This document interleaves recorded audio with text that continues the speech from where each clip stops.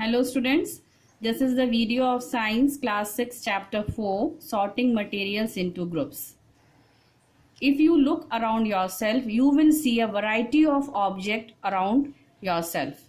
And you can classify those objects on the basis of its use, color, shape and materials. For example, if I ask you, can you make a list of round objects in your house? Then the items that will fall under it would be football, glass, marble, apple, orange and earthen pitcher. You can add further more to it. And if I ask you to make a list of plastic objects in your house, then the items can be buckets, lunchbox, toys, pipes and water bottles. Now this list of round objects can be further classified into two. It can be eatables. Under eatables, apple and orange can come, and non-eatables, football, glass, marble and earthen pitcher can come. So now in summary is that there are many different ways to group the objects. Consider this example, children. This is a bedroom. You can see many different kinds of objects lying in it. Now if I ask you to classify these objects, what will be the various categories under which you will classify? You can classify the objects on the basis of shape. You can classify the objects on the basis of its use and need.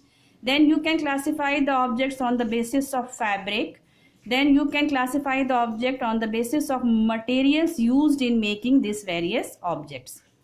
Now, if we go in a more organized way, in a more systematic way, look at the example, children. Like if a plate is there, that plate can be made of steel, glass or plastic.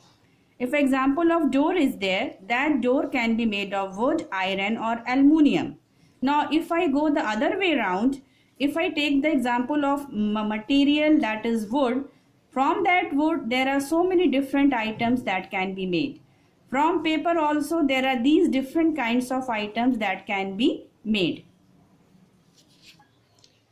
Now in short, 2 points. We have reached at 2 points. The first point is that an object could be made of many materials. One material could be used for making many different objects. These are the two main points we have understood. Now coming to the second topic, that is the properties of materials. Since all the things are made up of materials, we need to understand what are the properties of materials. For making an object, we need to choose a material. If I am thinking of making a toy, I need to understand that I will make the toy of which material. So what will be my basis of selection? If I am selecting wool, if I am selecting cotton, if I am selecting wood, then on which basis I am selecting?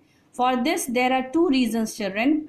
The purpose for which the object is used. If I am selecting, for example, that if I have to make a glass, so I cannot select paper for making a glass, because if I put water in that, all will get D-shaped.